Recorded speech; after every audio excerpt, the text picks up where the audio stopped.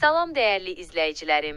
Bugün sizlərlə evdə çox sadə ərzaqlarla hazırlaya biləcəyiniz inanılmaz dərəcədə ləzzətli və tez bir krem və ya pudinq reseptini paylaşacağıq. Bu kremimiz və ya pudinqimiz tortlarınız, desertləriniz üçün ideal bir əlavə olacaq. Dərin bir qaba 1 stəkan yarım şəkər tozu, 4 qaşıq nişasta və 2 yumurta əlavə edib çırpıcı ilə yaxşıca qarışdırın. Daha sonra üzərinə 4 stəkan yağlı süd əlavə edin. Ocağın altını orta dərəcədə saxlayın və kremimiz qaynayıb qatılaşana qədər davamlı olaraq qarışdırın. Kremimiz qaynara düşüb qatılaşmağa başlayanda ocağın altını ən aşağı səviyyəyə endirin və 1-2 dəqiqə daha qarışdırın.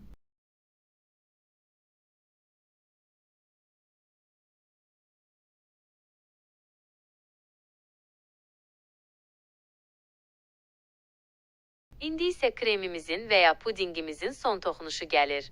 Ocağın altını söndürün və üzərinə 100 qram kərə yağı əlavə edin. Yağ tamamilə əriyib kremə qarışana qədər yaxşıca qarışdırın. Bu kremimizə gözəl bir parlaqlıq və daha zəngin bir dad verəcək. Hazır olan kremimizi bir qaba boşaldın və üzerini streçlə örtün ki, qabıq bağlamasın. Tamamilə soyuyana qədər soyuducuda saxlayın.